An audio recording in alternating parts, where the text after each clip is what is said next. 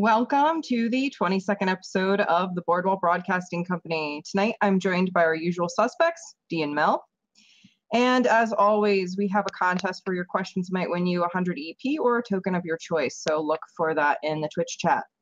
So you know what the topic of tonight's stream is going to be, of course, because we are in the thick of the Searing plague and surviving still, albeit barely, but we're making headway, I feel like, finally.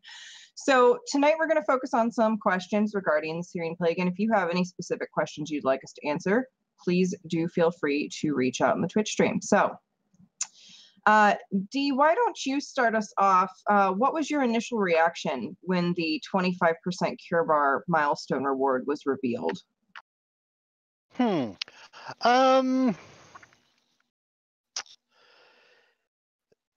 To answer the question directly, I guess I have to answer what my initial reaction was. My initial reaction was just a face palm. It was literally just a face palm. It's not because of what was in the 25% reward. It's how it was presented. It came over and it was very evident. Unfortunately, I think some people overreacted to it, but it was very, very evident that a lot of people misinterpreted it, or at that time interpreted it because we didn't have any information to the contrary. A lot of people just interpreted that, hey, you know, if you want to win if you want to beat the plague, you got to buy these items. You know, you got to buy a physician's kit. You got to buy this, and I had people messaging me, stressing out, hey, Dee, you know, I don't want the plague to win, but, you know, I can't afford a physician center. I can't do this week. And it's, you know, to me, it's unfortunate because I think the intent there is not that it's a cash grab. I mean, I think we all should realize and be aware that at this moment in time, this is a crowd-funded project, right? They did some damage control afterwards in terms of saying, oh, hey, you know what, we've done the math and it shows that you guys, you know, can still win the event without even buying a single item.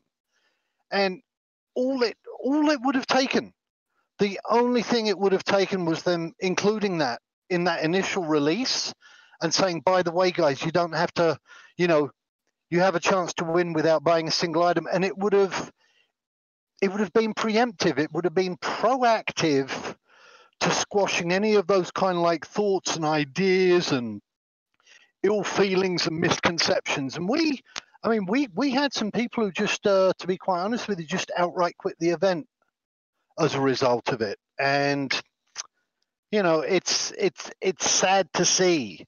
It's sad to see that there is a lack of anticipation sometimes on behalf of the studio. And I'm not trying to bag on it as much as give constructive criticism. There's sometimes just this, you know, lack of, oh my God, this is a great idea. This is a great idea. And it's introduced and kind of like it's as far as the public's concerned, you know, it's, you know, that's my initial reaction. To me, it didn't faze me too much other than I was concerned about the reaction that other people were having. And, you know, and my initial reaction was also, oh my God, you know, but I mean, you know, after, I don't know what it was, 15, 20 minutes, it was like, nah, you know, it's not what it is, but sorry. Didn't mean to hog back to you. Dee, this is what you do every week. We expect you to be long-winded. Damn, thank you. It's a risk I take. Yeah, there are a couple points that you made that I definitely agree with. My initial reaction was not a great one. But I did appreciate the studio coming out and kind of giving that reassurance, because I think I was one of the people that messaged Judy and was like, you know, I don't want the plague to win and I really can't afford these items right now. And I literally had this visceral panic. Everybody in my real life, by the way, thinks I'm crazy because they're like, you know, let's get together and have fun. I'm like, no, I have to stop the plague. And they're like, what are you talking about? I'm like, I don't have time to explain. I have to go stop the plague. but yeah, despite my efforts and the way that I'm involved in this event at this time, you know, I don't have the financial resources right now. I've put a lot of money into the game, but due to some real life circumstances, I had to stop purchasing any EP or anything about 2 months ago. And so with this, it was like spending money possibly could have this game-changing effect on this world that I care so much about. And so I really needed that reassurance from the studio that like it wasn't going to make or break the game, and that it wasn't going to ultimately be the game changer.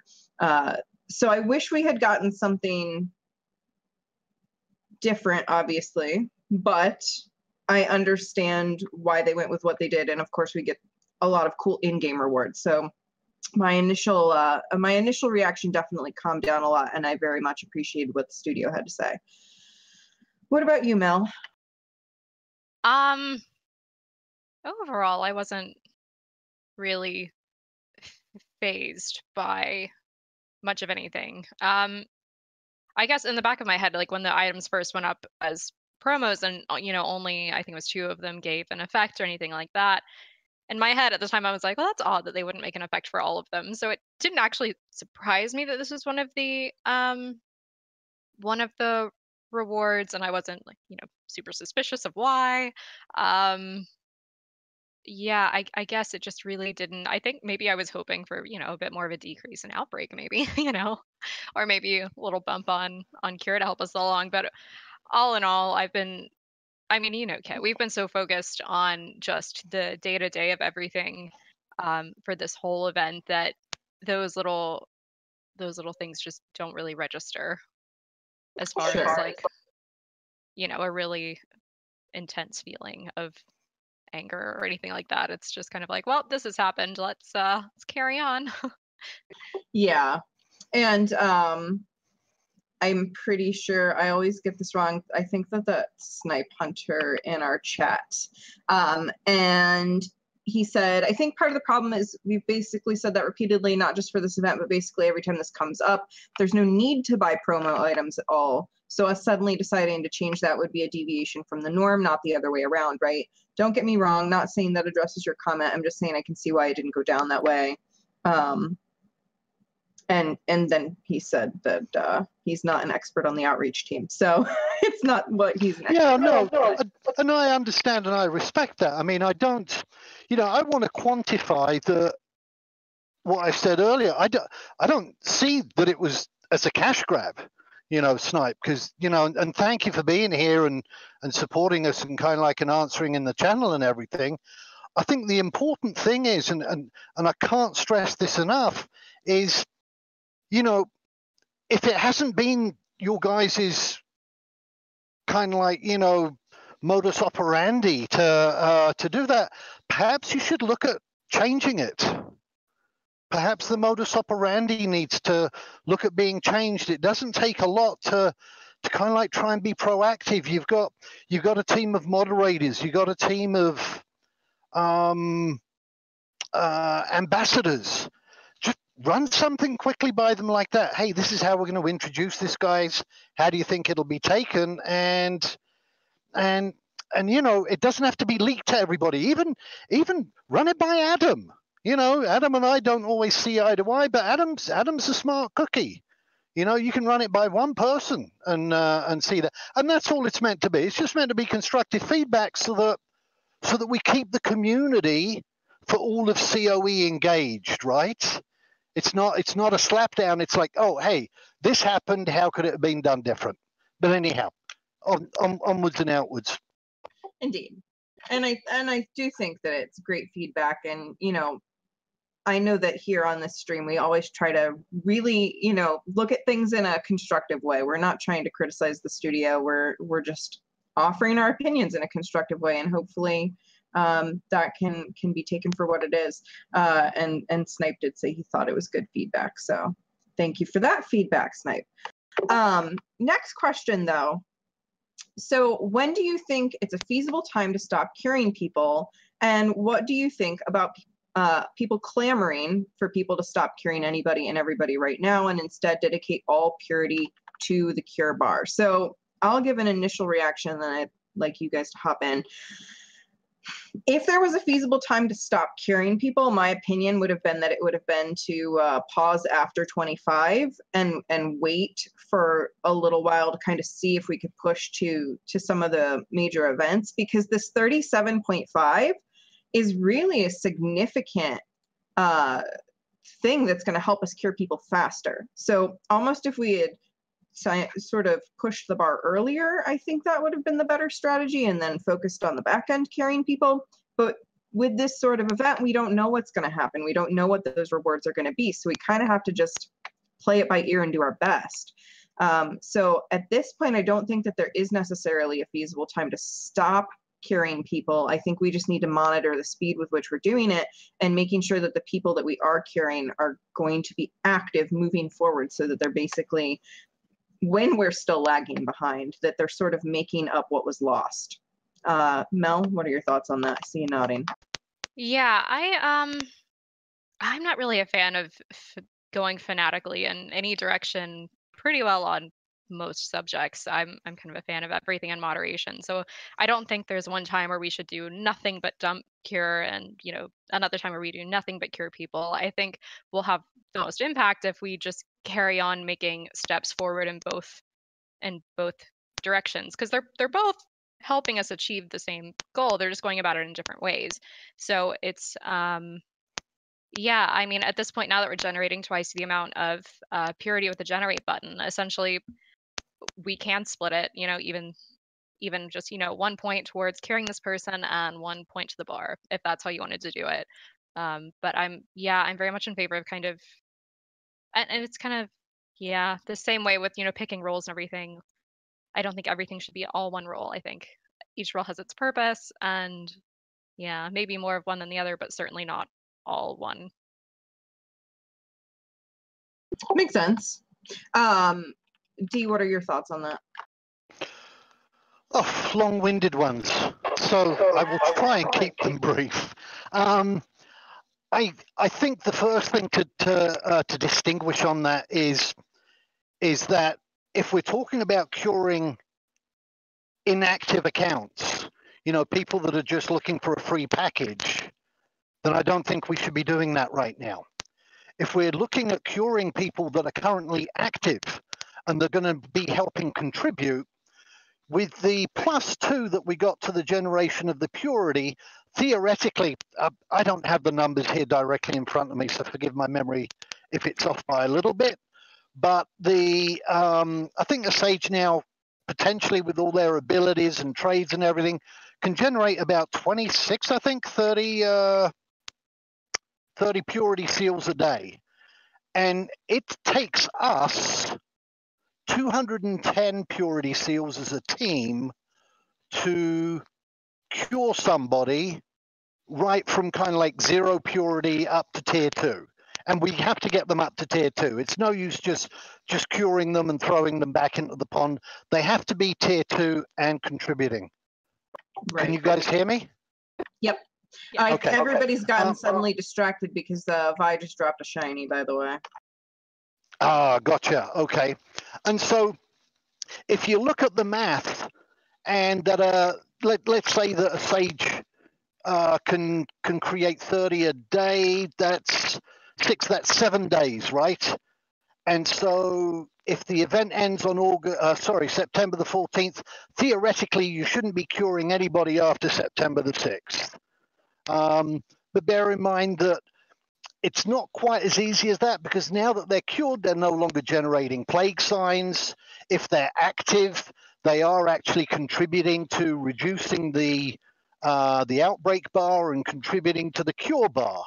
And, at this moment in time, the way the numbers are going, we need to be increasing our gain. Although we are gaining on the outbreak bar, the more people we have in that are active and contributing to that, the better the chance overall. Maybe not today, because those 210 tokens or purity seals weren't used for the cure bar today, but in a week's time, they will have been more than made up by having the additional 210 plus the additional abilities of those people, Right. And so the hardest part right now is knowing who's going to be active and who isn't going to be active. I know over in our group, the one that Mel and I are running, we had somebody who was very, very active, super active as a plagued, and the second they got their package, they went away.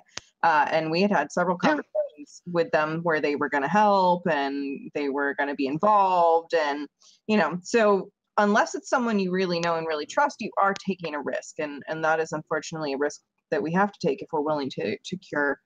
Agreed. Because, anybody looking at a free package, if you ask them, hey, we're going to cure you, but we need you to be active and help fight the plague, are you going to stay active? Which one of them is going to say, fuck no, fuck all of you, I'm going to log out as soon as I get it, Of course they're going to say, oh, yeah, I'll be logging in. I'll have my alarm set for 1 a.m. Trust me, No, you can never tell. But, I think we're making more right calls than wrong ones doing this. Absolutely. It's like I said, it's a risk we take. I think what is important is how we've transitioned with this whole curing business, that we as a kingdom at this point have transitioned to having a plague elimination team, a cure team, and everybody else is pushing the bar. And the numbers on the plague elimination team and the cure team are relatively small compared to relatively small. They're microscopic compared to the large number of people that are pushing the bar. Mel and I have a group of, I think not including Mel and I, it's 48 people. And every single one of them is pushing the bar, So even though we're a small group, that's 48 people right there. The teams that are doing the plague elimination and the curing are smaller than even that team. So there's not a lot of resources that are being bound up in that. I do want to transition really quick to the shiny. Naz is going to put it up on the screen for those of you who have been watching and can't click over to see it so that you can see it right here. So Vi just dropped the weekly shiny, which is a picture of the Domino Fox.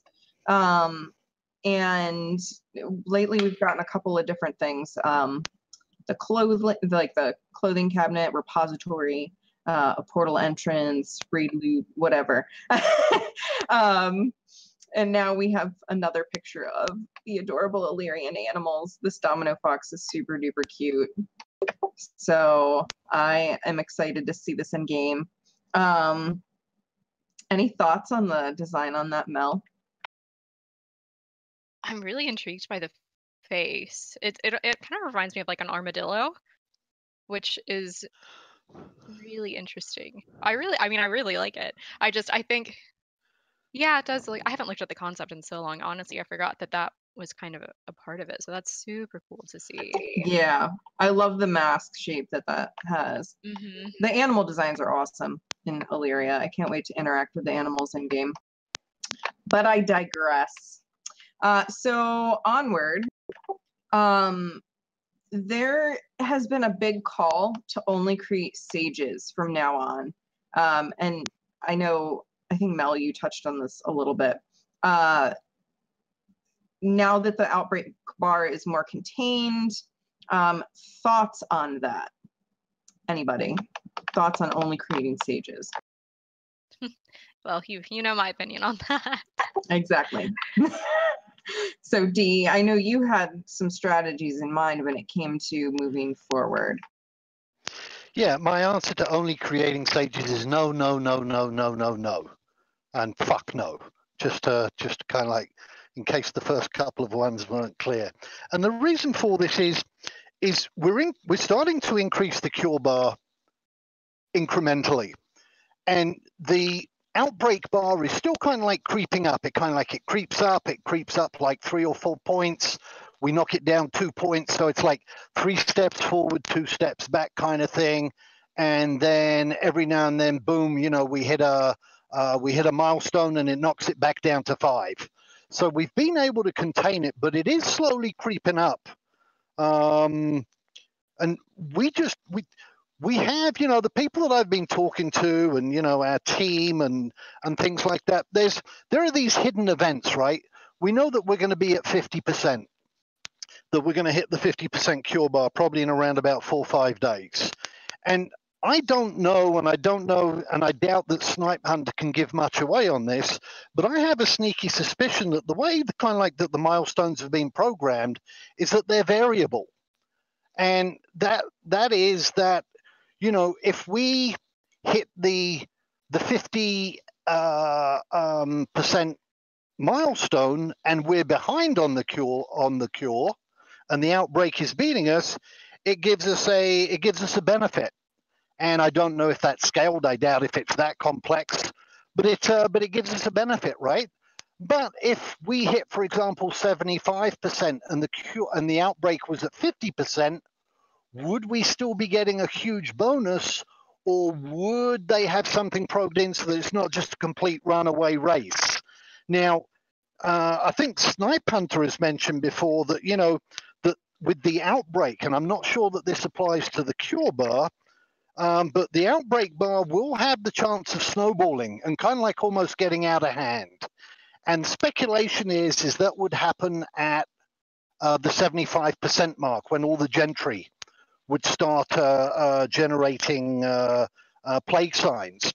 We also, and this is pure speculation, and I want to stress that, we also believe that there might be a mini event that will be triggered when the cure bar catches up to and equals the outbreak bar.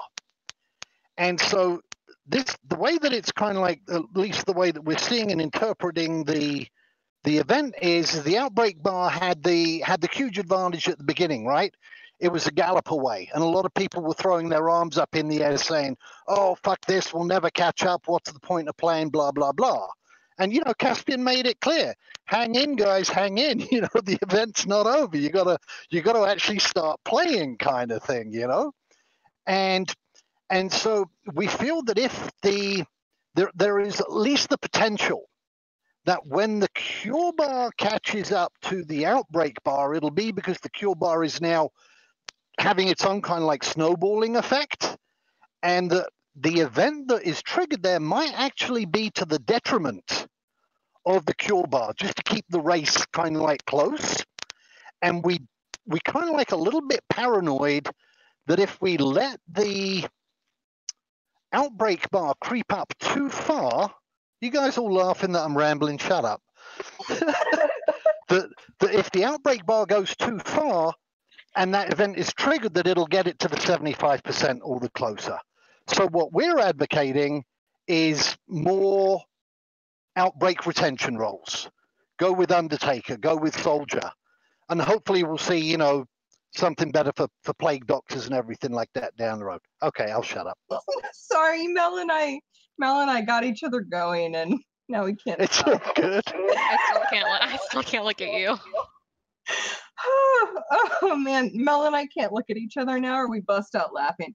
See, this is how we dominate the world, Mel, with our wine and our laughter and our duchy taking.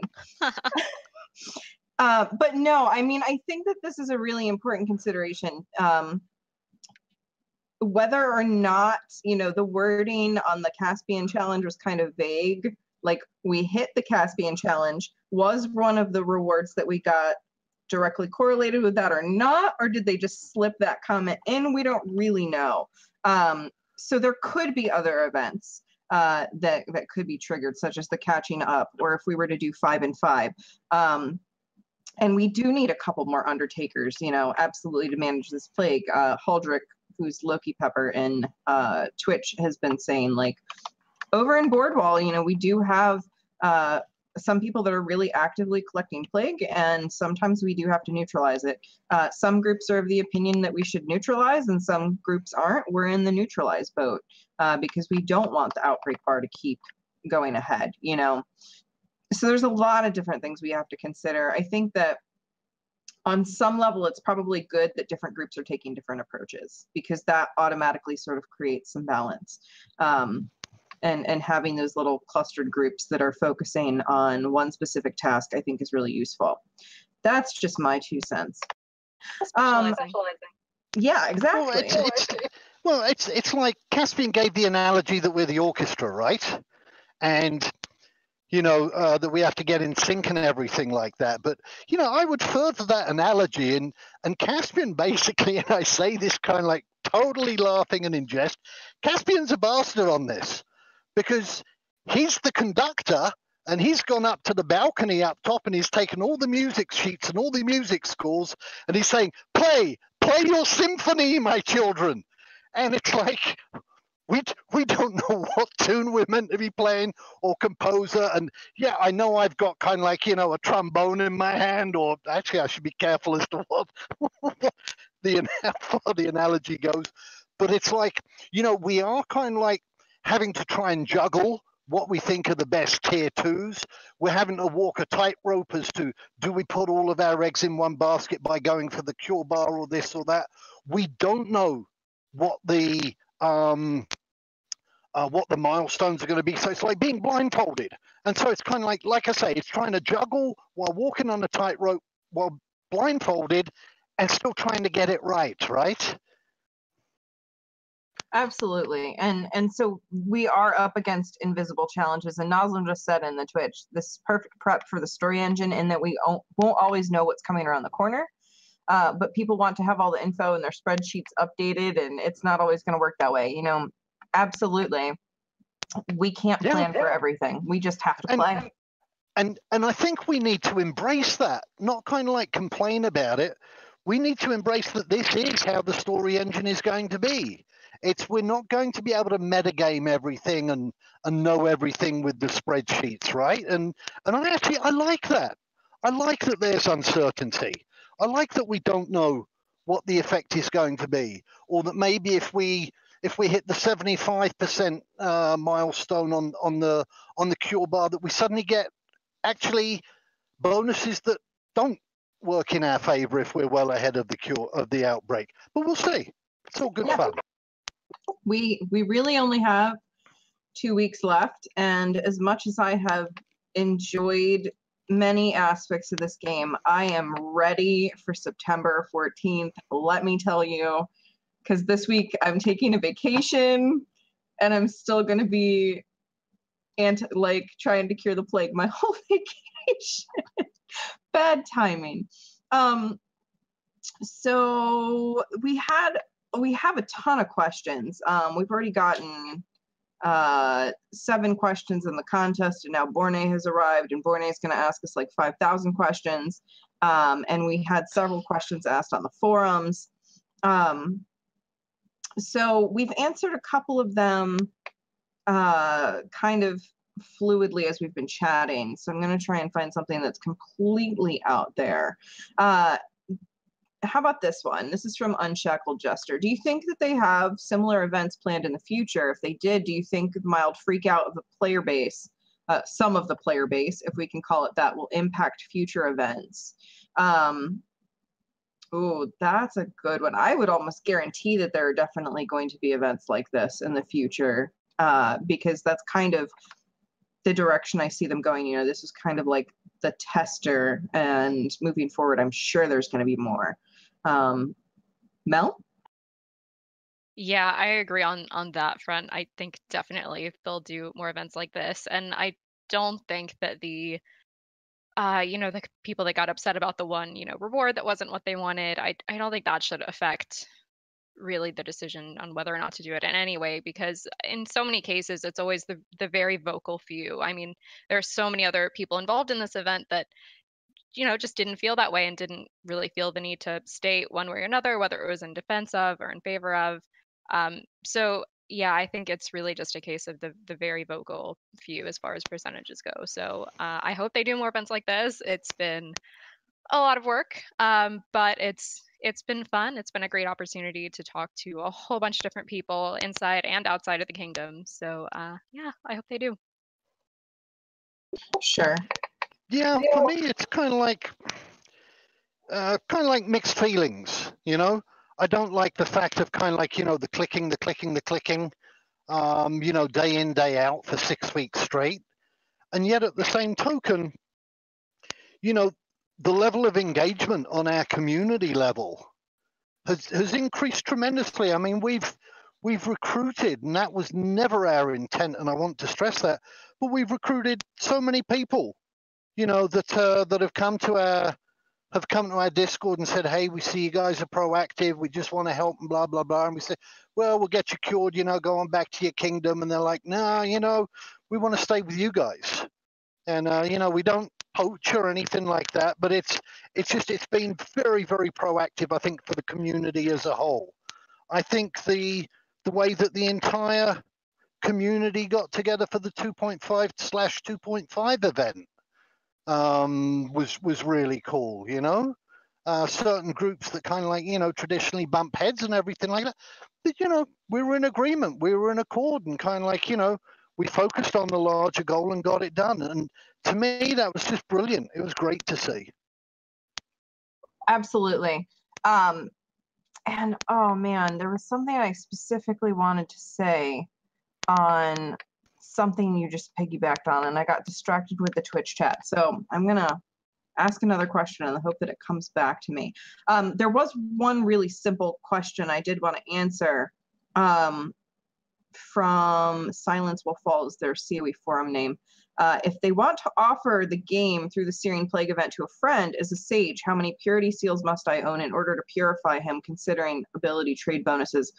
Regardless, you need 180 purity seals. So you are going to have to generate and use your trade abilities until you get to that amount, and then hopefully be able to transfer them all to your friend in time. That number never changes when it comes to curing, unless that happened to be one of the event milestones, which would be really interesting because that wouldn't really, well, I guess it would help the cure, and ultimately if we cured more plagued people quickly, but oh, now I'm really intrigued. Yes, I remembered the thing I wanted to say. Because that was over in the Twitch chat. We were talking about all the clicking, and Dee, you were mentioning the clicking and the links and all of that. I shared in the main Searing Plague Discord over in the Chronicles of Valyria Discord that for me, literally the one difference that would have made this so much more enjoyable for me would be basically when you log in, you get your 6 plague or 6 purity for the day, and then you have an instant that you can use 3 times in a 24-hour window, your 2 12-hour abilities, and your 1 that can be used once. And you need to think about the order that you best want to play it in and who you're going to trade with to maximize the effect. And even if it was that the plague were sort of generating, automatically, and they didn't get theirs all at once, that the pure people who are really having to be super active weren't time gated, because I know that there are lots of us, myself included, and I finally stopped doing it because it was killing me. We're waking up in the middle of the night to make sure that we generated all of our purity. I have finally, 4 weeks into the game, I have finally given up on getting up for basically my midnight, between midnight and 4 a.m. for me. I no longer get on and log into my accounts to generate purity at that time. So yeah, that's... Yeah, I agree with that. I mean, I think that if it was, I understand that they want people to stay active and kind of like in, and if they did it just, let's say, 3 times a day to generate purity, right? And it was every 8 hours, so that you could actually, one of them you could log in and piggyback and straddle that time when it's due. So theoretically you could just log in 2 or 3. I think a lot of people that are active feel almost like committed, feel like mentally, on a psychological level, that they can't let the team down, and they're almost like enslaved to freaking waking up to the alarm clocks and everything. It's kind of fun. Yeah, I mean, there are some of us that are super duper dedicated. Absolutely 100%. Mel, did you start to say something there? Yeah, I would say though, with the different time increments, while 4 a.m. is not super convenient for us here in the US, however, it might be the main time when people for in Australia other countries generate. or Europe. Yeah, so I don't think you can take away that aspect. I think it's very important to have those increments so that kind of everyone around the world can generate at a convenient time. So I think it's just us being overachievers that need to just not wake up at 4 a.m. Yeah. Probably. And I think the other thing to bear in mind on that is again, if this is meant to be, kind of like a testing of certain aspects of the soul soulbound engine. Remember, when Illyria starts, Illyria won't sleep. Just because we go to bed, if there's an event happening in the game, it's not going to stop just because just because we're tired and want to go to sleep, kind of thing. So there's two sides to it for sure. Absolutely. Yeah, and I think that we all are going to have lots of ideas. Somebody messaged me. It was a person who had just gotten cured. This story blows my mind. Literally, the person had just gotten cured, and messaged me to let me know that they had gotten cured because I think they were on our list and somebody else cured them. And they were like, okay, so where do I download the game? And I sort of blinked for a minute and then I said, well, the game isn't out yet. It's not going to be up for a while. And immediately their response was, how do I get in contact with the developer? I need to complain about this. So again, we're all yeah. And some of them are valuable and some of them maybe not so much, but we are, we all have them. So it's filtering through what's worthwhile or not. All right. So God, we have so many questions. We're at 8:37. We do. While you're looking at the next question, if you look for the next question, Kit, I just want to make clear to everybody also, be careful as to how you're getting rid of your plague signs, guys. Make sure that you are getting rid of them to somebody who isn't a pro-plague person. Make sure that you talk to the people in your kingdom on your server. Hey, who's the guy that I give the plague to? I see these kind of like all these accounts, with 0 tier, and they were just created on August of this year. And it's like, my sister needs curing, send me plague. And we've invited them. We invite them. I message them in private, or I've messaged on their thread and say, hey, come join us if you're active or curious. Do we get a reply? No. And to me, that just indicates they're just pro-plaguers trying to milk every single plague sign to dump back into that outbreak bar. If you are pro-cure, it's such a small step to make sure that your plague signs are being disposed of properly, You have to do it. Back to you, Kit. Yeah, and I'm trying to find... Noslam said something about, Brazanda's in here. What is Brazanda's name in Twitch? Oh, Choose a Reality. Okay, so Brazanda said it wasn't planned around everyone hitting generate all the time, which is why it's every 4 hours to hit every time zone. Brazanda, so not just making things up. Yeah, and I totally get that. Like Mel said, it's us overachievers. We're like, we've got to click the button every single time. We can't not click the button. Well, it's like we're so far behind. If we miss it, we're going to fall even further behind, kind of thing, Yeah, exactly. Those of us who that's the thing about this community. What I can say is those of us that care about this community care about it so freaking much. It's like extreme. I love when I meet a new person and they're like, what do you do with your free time? And I explain to them that I live to help build a fake kingdom in a fake reality. And try to explain that in under 20 minutes. Yep. It is a very real kingdom to me in a very real reality. So that's what counts to me. All right. So next question. In the event that the plague wins and somehow Boardwall gets a plague land or the plague land biome, how will you change or adapt to a new play style set in that biome? Such a tough one, because we would have to see what the criteria are, right? I mean, does it affect, 1 or 2 duchies in the kingdom? Does it affect a whole bunch of duchies in the kingdom? Is it like a post-nuclear apocalyptic world, or is it kind of like, just certain hamlets or towns kind of like got randomly hit? So we would have to see that. And I think piggybacking on that, somebody had asked, and I saw the question, You know, what would we do with people that are pro-plagued? All I can say is that we're well aware that some of our members are pro-plague. And all I can say is they will be dealt with accordingly. Our kingdom is very much pro the cure. And when we have people that are going to kind of like act against kind of like the best interests of our community as a whole, we're not going to take that lightly. So at the same token, there's not much that can be done right now, right? They can be told, oh, hey, you guys are assholes, and what? So they leave your Discord and they're still pro-plague. We'd rather they stay with us. We would rather they stay in the warm embrace of our bosom and get all the nice, sweet, warm attention when game launches. And it'll be, hey, what the fuck? Why are you attacking me? And it's like, hey, remember when the plague broke out?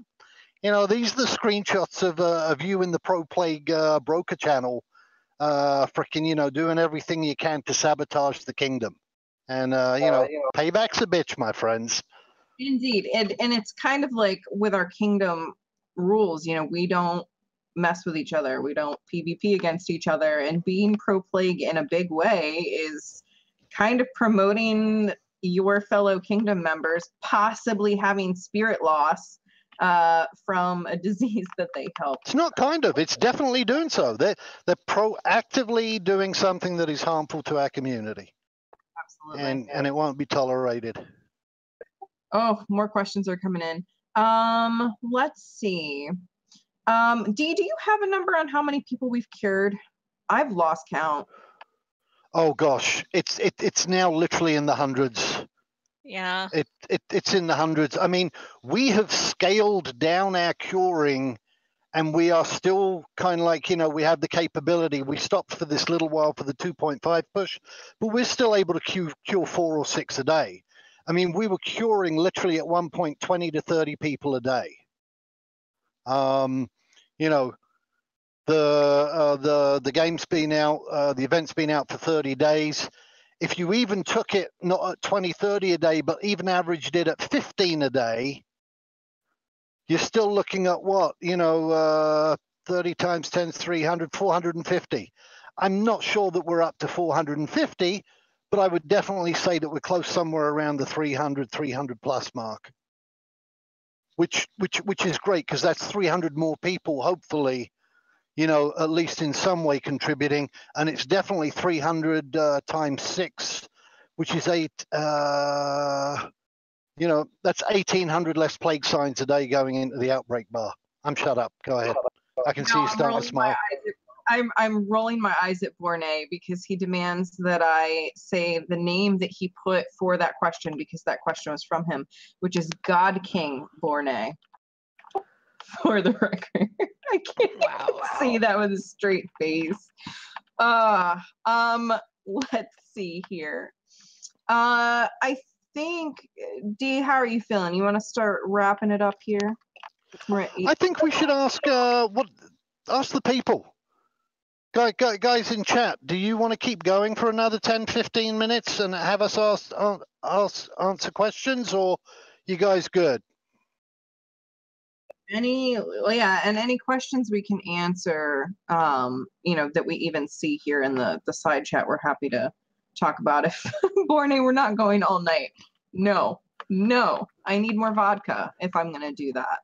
And all right, well, the overwhelming consensus seems to be to keep going. So let's keep going for at least another 15, 20 minutes then, and then we'll kind of like do another little check then. So another question I was curious about, this was from Jurius Primus. Given the changing nature of the roles as the event progresses, how many people have role change options still available for switching to new roles as needed and desired? And that's something you guys over in Twitch can answer. So how many of you still have that button where you can click and change your roles? I know I have it on not my main account, but I believe I have it still on my alt account. And I kind of deliberately did that. I didn't even have an alt account before this event started. And then I was so stressed about the plague that I got a package for an alt account so I could get more purity. Yeah. I know Mel's guilty of that story. too. True story. So I know I have one account that still has that available, and I've been thinking of switching them to an Undertaker just to help with the plague management team, because I am a part of that over in Boardwall. Let's see, anybody in so there's a couple of people over in the sidebar that are saying they still have that. Wait, why are we talking about me being the RP and lore master? I'm so confused. I think one of the I'm not sure that it was intentional, but I actually noticed that after I did my T2 switch, after that, I think it was at the 25% thing, a day later, I could actually switch it again.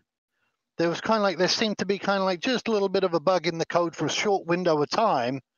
And I have to say, Snipe, you know, and any other SBS, you know, close your eyes or plug your ears, whatever. But I did take advantage of that, and I did switch. I'm kind of like running a dual Plague Doctor Undertaker role, and you know, the Plague Doctor's kind of like a little weak at the moment, and I'm just hoping that maybe something that we unlock, maybe at 50 or at 62.5, makes it a little bit more kind of like on par, you know.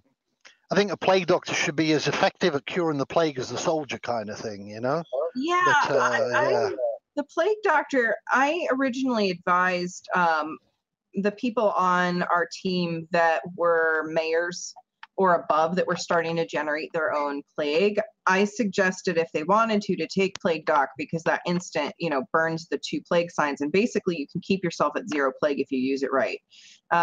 And they decrease the outbreak bar, but it's a variable amount on the middle ability. And then the third one is a variable amount of purity seals on how many you send. So it's like a really weird blend of a lot of the other, like, it's kind of a blend between Sage and Undertaker, but kind of middle of the ground. So I am curious to see if any of the tier 2 might get tweaked as time goes on and maybe tied up in milestones.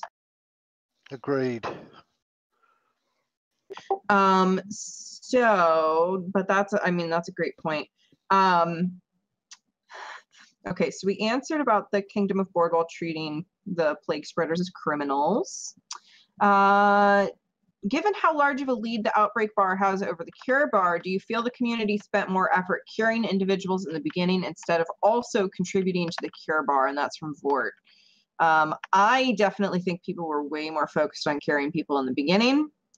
Personally, if it had been 100% up to me, I think I would have waited to start curing people until we sort of had a little bit of a lead, and then switched over. But I don't know, because it all depends on how many Undertakers we had. And if we didn't have enough Undertakers to manage the plague that was being produced, then it wouldn't have been very effective. So it's, again, kind of just taking what's thrown at us and trying to do our best. Mel, what do you think about, were people contributing to the cure bar early on? I don't think so. I think there was a slight misconception on the part of the community as to the overall point and focus. I think there was so much focus given on the main advantage of the event being getting people packages who were involved in the game but hadn't bought a pledge package. Come to find out, the cure is actually a huge thing in and of itself, with there are in-game rewards associated with it, and it affects really the whole world of Valyria. So I think in the very beginning, I think everyone initially put less emphasis on cure, and I don't think we realized how difficult it was going to be to initially get the cure bar rolling. I mean, I know it was a couple days before you could even see it kind of peeking out from the sign. So that's my take on it. D. I think it's good. I think it's good that people had that misconception, because if we'd have had more people focusing on putting stuff into the cure bar back then, yeah, you'd have had kind of like the cure bar would have advanced a little faster at that time, but you'd have less people curing now. And I think people really, really need to comprehend and understand that this isn't a game about the individual. You know, when you look at the numbers, and Huntsmaster from NA West has just done a wonderful job with doing the math and kind of like making it public on this.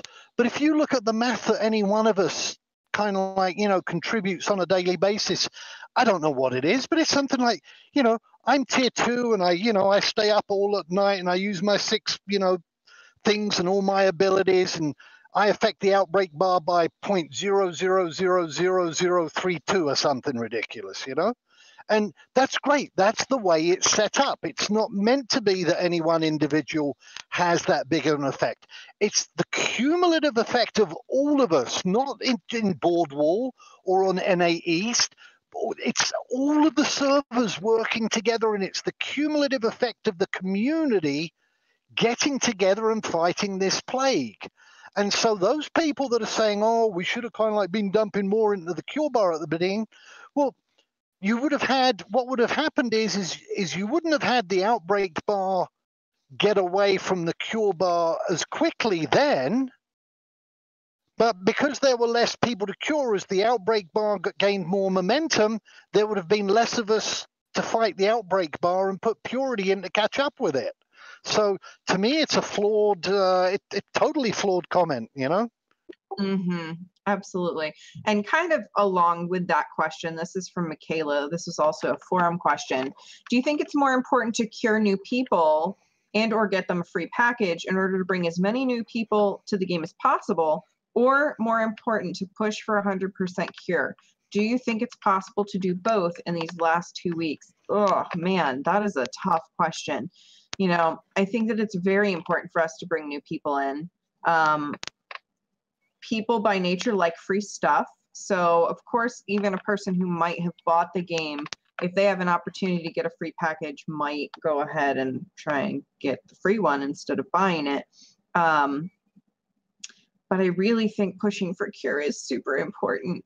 And there's a little bit of selfishness in that too, of course, if I'm being completely honest, because those of us who are playing and trying to get the pure to win want those in-game items as well. So getting that 100% cure, those of us who have been part of the community, who have been fighting for this and have been actively playing are hoping to get those rewards too. Mel, what do you think? Oh, no, D. Sorry, go ahead, Mel.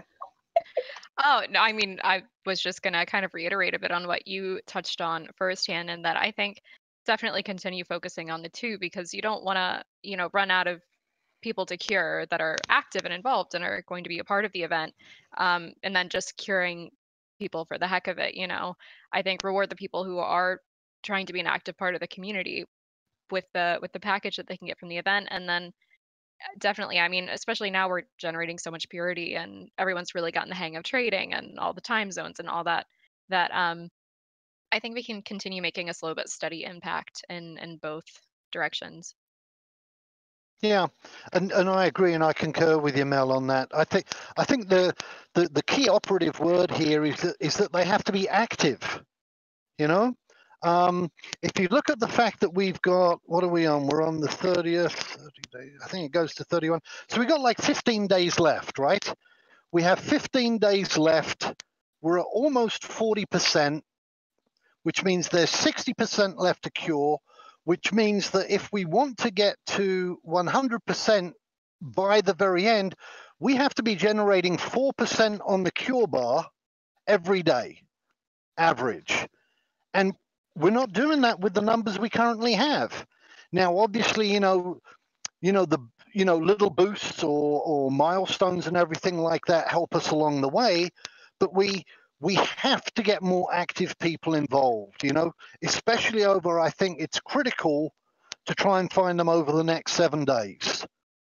You have to do it before kind of like that window closes on us and they help us, in that last little boost. Because I think it's going to be a kind of like, a race to the finish kind of thing. Yeah, we're definitely in crunch time. And I wanted to make sure that I got to Snipe Hunter's comment. This was referring to the prior question about kind of the curing in the beginning versus pushing to the bar. And he said it might have been possible, though it would have definitely been an uphill battle to take the lead at the beginning thanks to the first cure reward, but it wouldn't have lasted and would have played out more like people mistaking the plague for a simpler problem at first that sort of quietly spread into a terror while folks were studying it. So absolutely. Let's see. Beautiful Bornay asks who can sing the best out of the three of you, and no, just no. Mel. Yeah, it's I It's can't not sing. karaoke night. Disney Princess Mel is the best singer, but Disney Princess Mel is not here tonight, right, Mel? No, she's firmly in hiding. That's what I figured. That's what I figured. I can only sing like emo goth rock, so we don't want any of that. I'm such a dross, God. Ugh. Using this from Haverdack, using the Searing Plague event as your reference, how can you use this event as a learning tool for settlement building endeavors? For example, your community was strong in researching, but weaker in getting the knowledge out to the masses. So when COE launches, you know that you'll need to work on your communication skills as a team. For me, I've been pretty pleased with how the people in my settlement have been working. You know, most of them listened very well, and I think the biggest thing I would have liked to see more from my settlement is just people bringing ideas forward and volunteering to take on different roles. I know, Mel, I know you had some struggle bus people, mainly one that I'm thinking of that just sort of was like, yeah, I'm gonna do it, and then never did. I ran into that problem. Yeah, it does. Yeah, so I've poked a little bit, but then I just kind of left it, and so yeah, we're working. I have a smaller community, and some of my community is made up from other games that are waiting till this is a bit more developed and whatnot. So it's been I've been harassing them basically to be involved. But yeah, good times with the plague. I know those feels.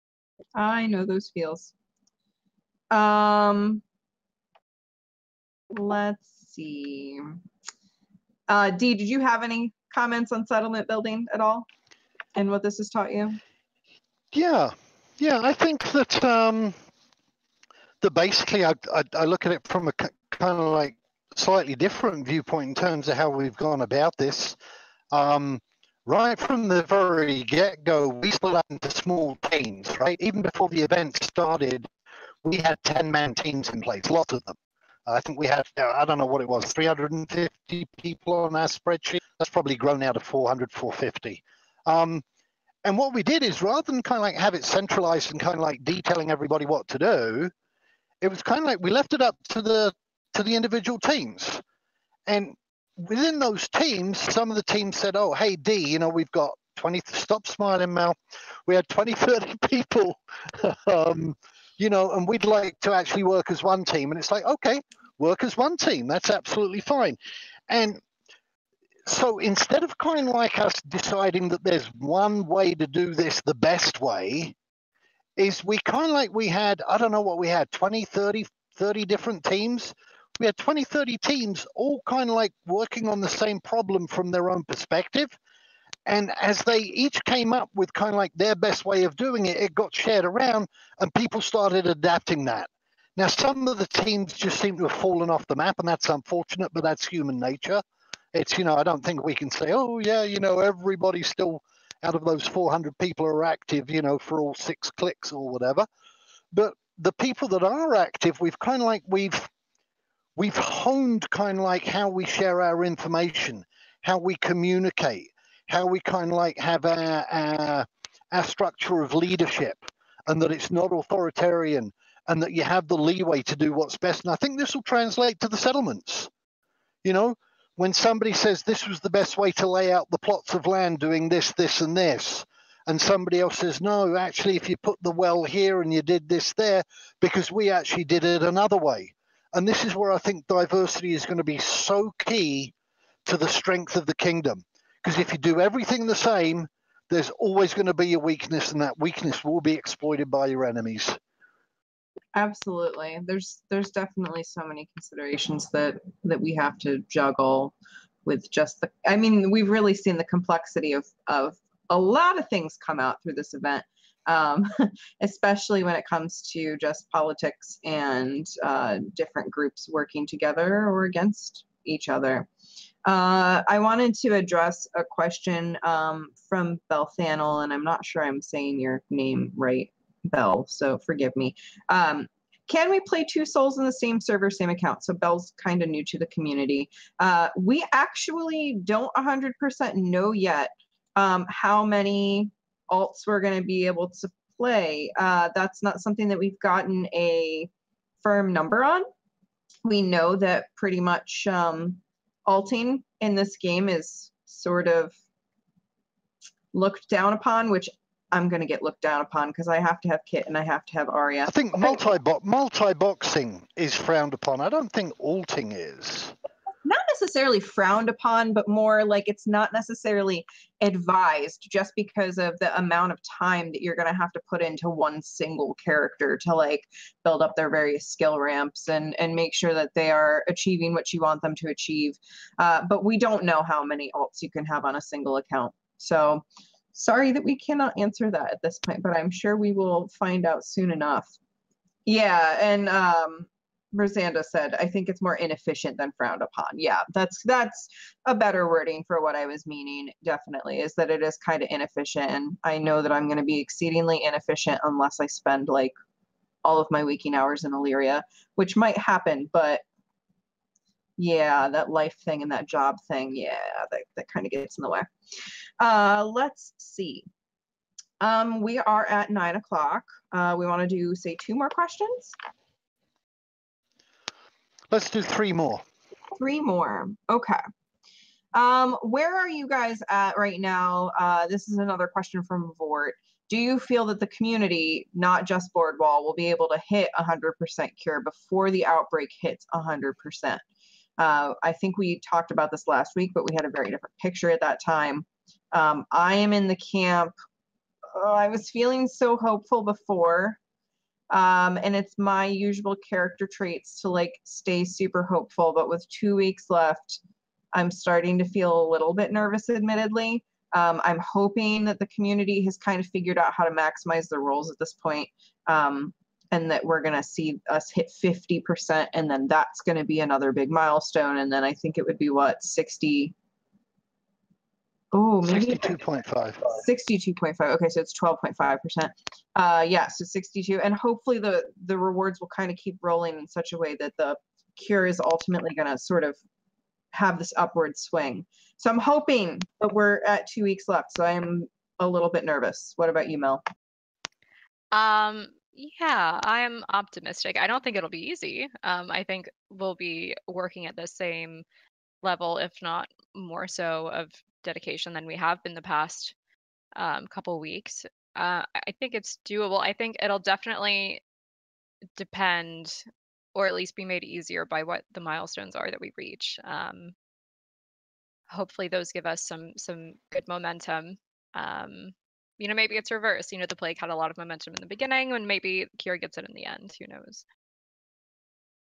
I'm sorry, I just got totally distracted. Snipe says the upper limit isn't actually decided. 6 seems likely, but could be more. And the amount of alts that we can have is up to the maximum, limited by how many souls you have. So if the upper limit was 6, for example, it would be up to 6 if you had 6 souls. Now I want to know, can I RP with my own OPCs? Can I position them and then log off and then log back in and then type text, flavor text that's from my other, oh God, okay, the implications, I'm going to stop now. All right, that was 1. What would be a good way to cure someone who is not very active during this event? Is there a way to come together as a group to give a plagued account a lot of purity in a very short amount of time? This is from Mescheck. This was on the COE forums. So my initial gut reaction, I suspect Dee's going to kind of feel the same. Yes, we can absolutely come together as a group and give a plagued account a ton of purity in a very short amount of time. Mel, D, and I, and Huldrick, and Capped, and Painted, and I think that's everybody, do that because we're the cure team. Takes us about 20 minutes to cure somebody from 0 up to tier 2. Yep, and we're super efficient with it because we have our banks, thanks to Shady of County of Shade, and because we're able to bank enough purity, we can do it like that. The part of the question, though, with the not very active during the event is kind of that question of why would we want to cure somebody who's not very active during the event? And in fact, I think I even got a message earlier today from somebody I messaged over 9 days ago, and they're just now getting back to me. And I'm kind of like, well, okay, I could cure you, but why do I want to if you're guaranteeing you're not going to be active? That's somebody that we put on the list that we definitely want to cure, but we'll be curing at the end of the event, right? Once it's decided. We can only afford to cure active people, and I don't think that can be stressed enough. It's, you know, there's no interest in curing inactive people. If,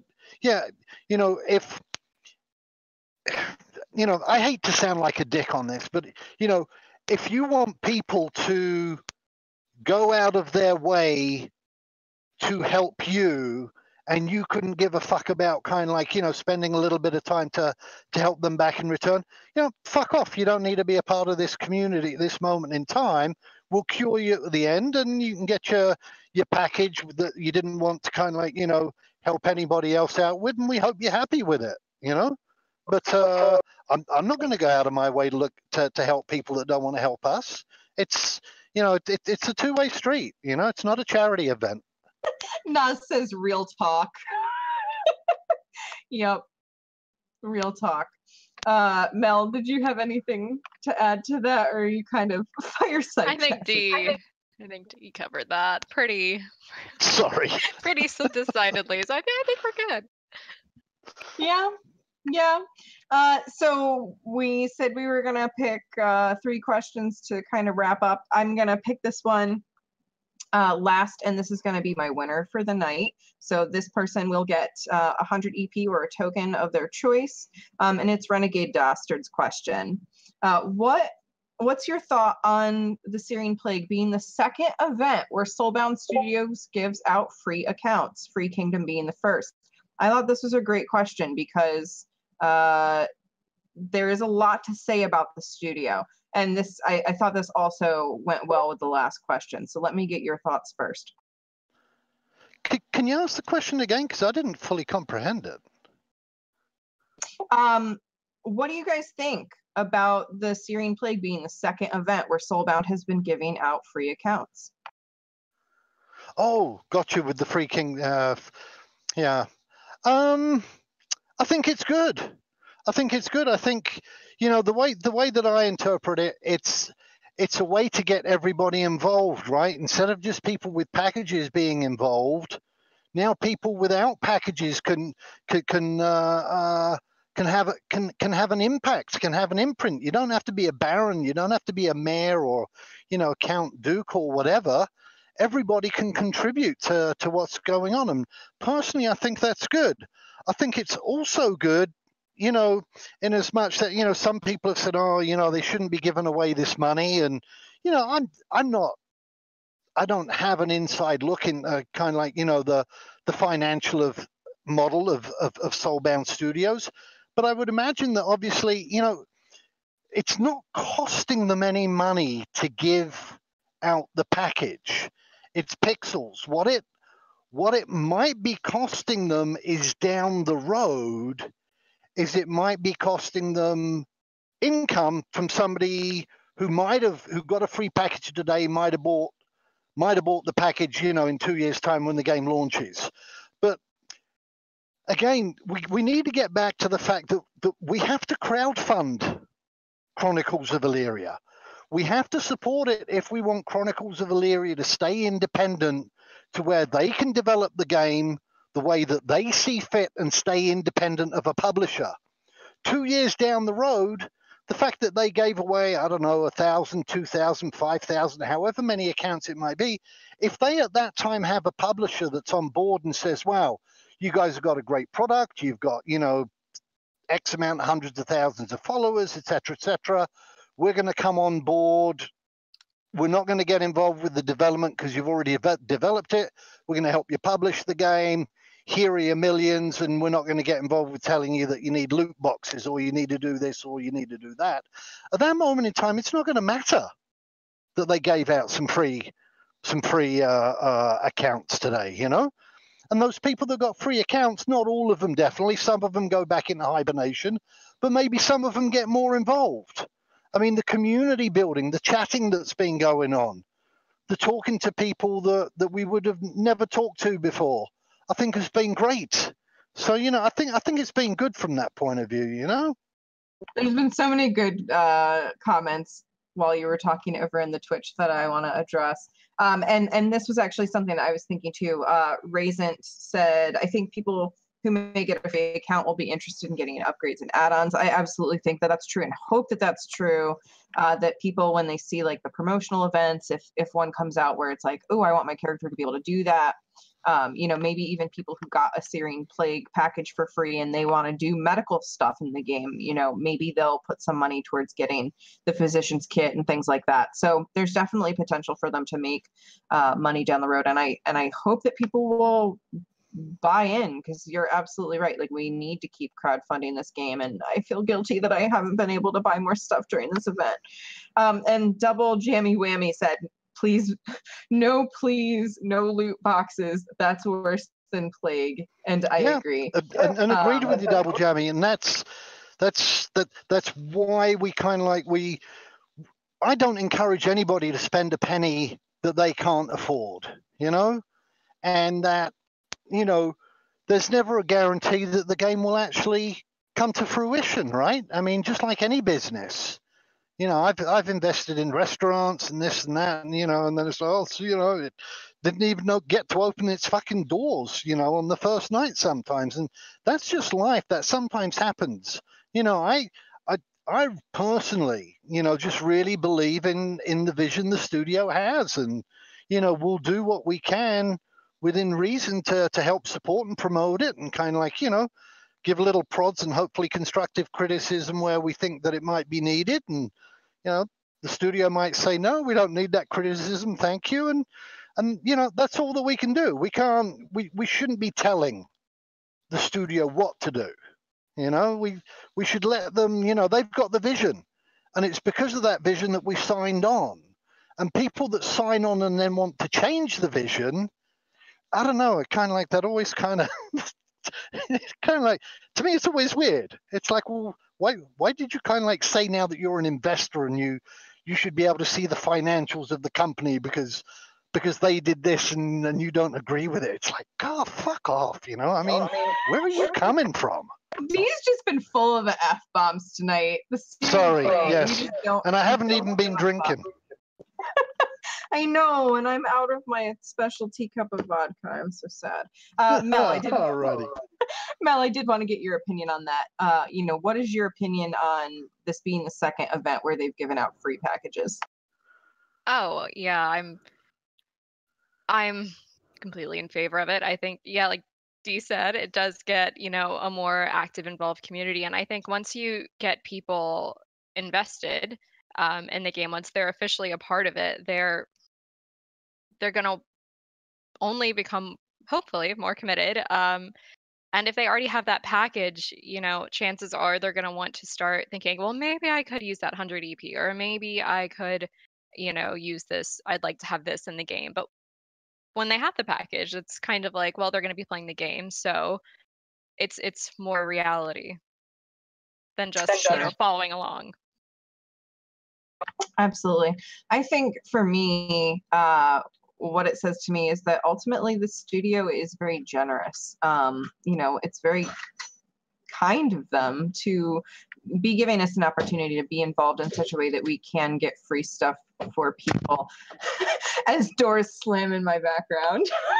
My lovely husband just walked in carrying, oh my God, that's a lot of sheets. He's a massage therapist. I promise it's nothing terribly lewd. But yeah, I think that Soulbound is exceedingly generous.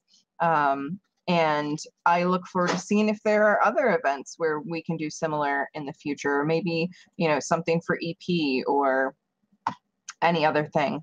I know we will gladly take what we can and receive.